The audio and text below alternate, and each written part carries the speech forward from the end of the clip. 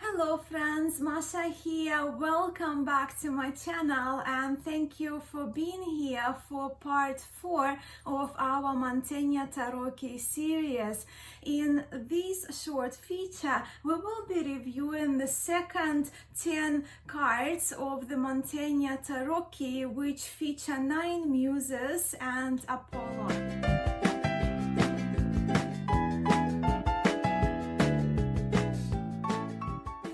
This is the first video that you came across in my Mantegna Tarot series, and if you are not familiar with this beautiful Renaissance tarot key, which is considered historically important tarot by many, inclusive of scholars, I have included the link to the playlist of the first 3 parts on my channel, where you can check out the earlier episodes where we discuss the background of the deck, its brief history, structure, and also the first 10 cards we talked about last time in the last video. But this video is all about cards from 11 to 20, which showcase 9 Muses and Apollo. In Greek mythology, 9 muses were daughters of Zeus, the king of the gods, and Mnemosyne, the goddess of memory. Hence, the muses can be seen as symbols of power, history, and memory. But along with that, each muse is attributed specific qualities, if you will, specific talents that we will be having a look at and discussing in today's video. To me, muses are epitomized representations of universal harmony, of inspiration, creativity, knowledge, art, and love. As we will see up close in a moment, 8 of the 9 muses are depicted in Mantegna Tarot with a sphere, and the last card in this series of 10 cards is Apollo.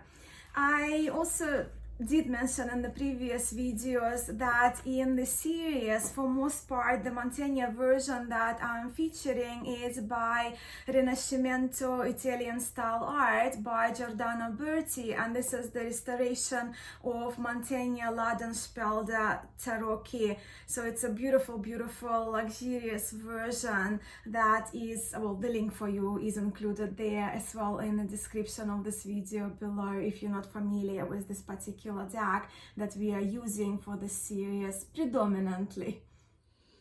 This group of 10 cards is artistically stunning in my view, and these cards, the Muses and Apollo, they aim to inspire us and motivate, because each muse is attributed her own qualities and is given her own task that is linked to a particular gift that each muse has, and also a particular gift or talent she can inspire in us.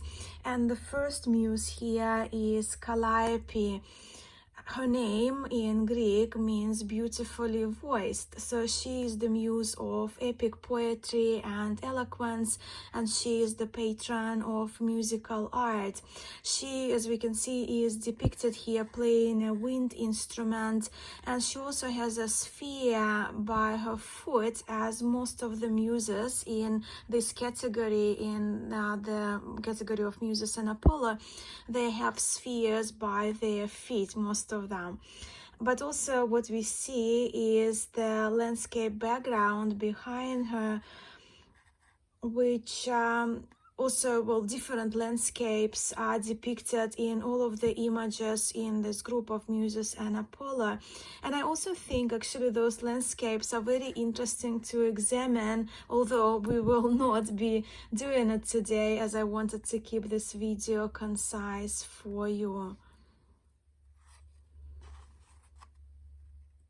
Now shown with a compass in one hand and the globe in the other is Urania, the second muse, whose name translates as the heavenly one. So this muse has a sphere in her hand, unlike other muses who for most parts have the spheres, the globes, by their feet. And the landscape here is very different from the previous card. From Calliope, we see Urania standing next to the river. She is the muse of astronomy and geometry, but she is also a patroness of harmony in the celestial spheres. And what I read from Giordano Berti's Booklet, she is associated with universal love. And then we have, and they're just beautiful, beautiful works of art.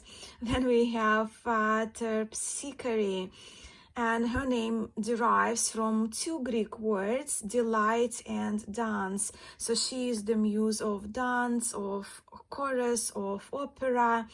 And she is depicted here playing a musical instrument, sitar, I think that's the musical instrument. And she is also surrounded by water with the sphere by her foot. When it comes to Terpsichore, it's worth noting that in earlier production, and this one is just a print from a booklet by Il Meneghello. Well, this is an Il Meneghello version, but in the earlier productions of the Mantegna Tarot, as you can see, we can observe 3 stars depicted above the head of Terpsichore. And those 3 stars are considered to represent 3 mermaids which were born from the union between Terpsichore and the Greek river god Achilles.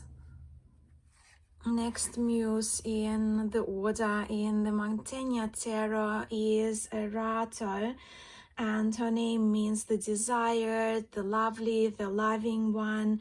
And she is also one of the muses that depicted in the movement, right? She is depicted walking while playing her tambourine. She is, of course, as the name suggests, she is the muse of love and lyric poetry and love songs, we can say as well. And she is the representation of love, well, with the name of Erato. We can observe here the reference, right, to Eros here. Following Erato in this category is polymnia or polyhymnia. So the name polyhymnia translates as poly, many hymns, polyhymnia, right? And she is the muse of hymns, as her name suggests. But also she is the muse of chants and sacred songs, which are, I guess, hymns, right? And also she is associated with agriculture.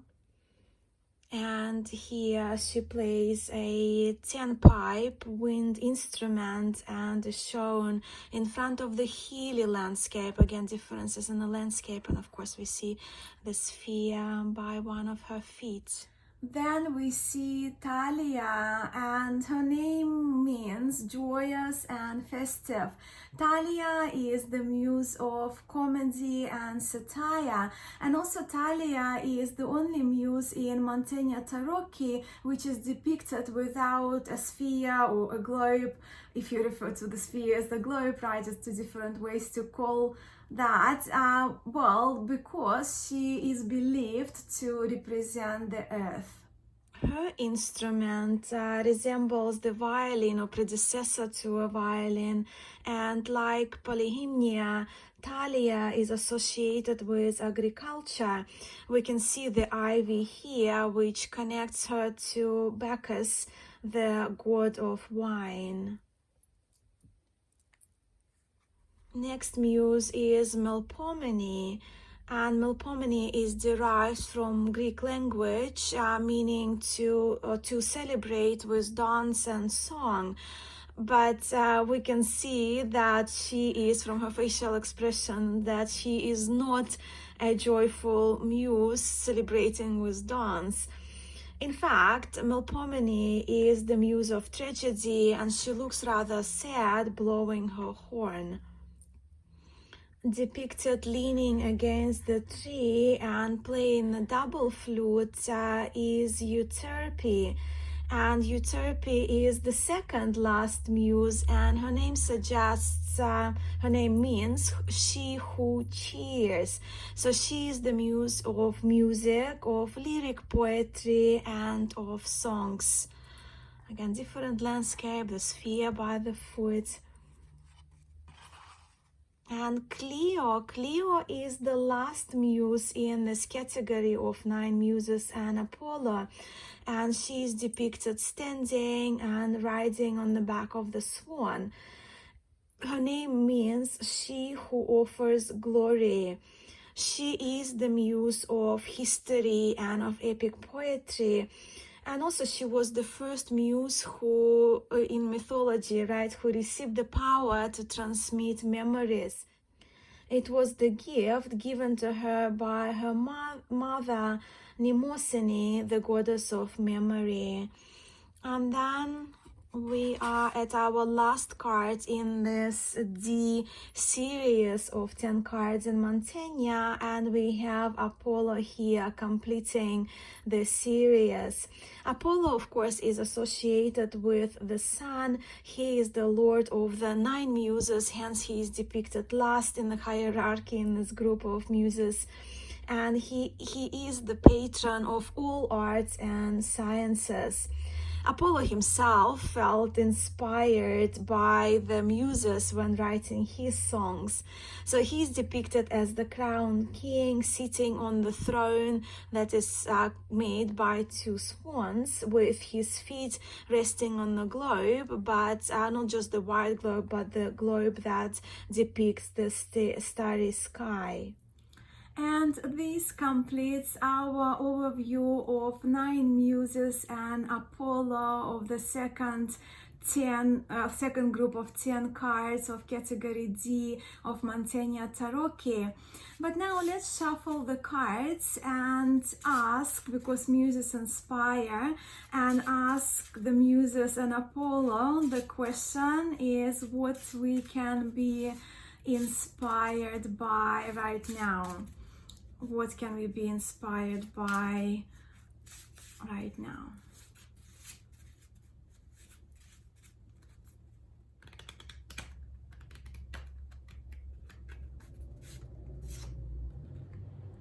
And we have the beautiful Clio. And because Clio is the muse of history and epic poetry, who has a gift of transmitting memories, what immediately jumps out at me in terms of what can we be inspired by is the answer that maybe today we can be inspired by our past and our memories that we can draw inspiration from and lessons from. But let me quote from Giordano Berti's booklet, that extensive booklet that comes with Mantegna LadenSpelder Tarot. I'll just quote from the bottom of the page from here. What we should aspire to is the discovery of ourselves and our potential, not the exaltation of our ego produced by glory among humans. Yeah, so that's discovery of ourselves and our potential. I love that. And yes, so with being linked with memories, Clio is a reminder of the past. So she may also suggest to us, right, to draw inspiration from the past, from where we came from our ancestors. And I'm probably saying that because for me this card is very relevant during this time of the year, because this time of the year kind of entering the month within, well, then they didn't pass on the same year, but it's just more anniversary of the passing of my grandparents. That's the time of the year. And for me, it's a wonderful kind of reassuring in a way card to pull today, because Clio today to me can serve an inspiration to spend time with the sweet memories I have of my grandparents, and maybe even review all the photos and all the beautiful things I have left from them, and also maybe even dedicate a poem, since she is the muse of epic poetry, dedicate a poem to my grandmother and my grandfather. I hope you enjoyed our today's segment featuring Muses and Apollo, the category, the 10 cards of the Mantegna Tarot, which not to call favorites, but which are among my favorite cards aesthetically in the Mantegna Tarot. But I mean, as you know, I started the series on this deck because I fell in love with that, because for me the beauty of the Renaissance art is just undeniable, and of course because of the importance, because as you know I do have interest in tarot history, so the importance of this deck historically also was very attractive to me, so I wanted to learn it, and I've been exploring this deck with you in the series. So in our next video, in part 5, we will be moving on to the third group of 10 cards. So we will be looking at cards from 21 to 30, which are dedicated to liberal arts and sciences. So I hope to see you then. Thank you so much for spending this time with me and for watching this video. I'm sending much love to you. Namaste.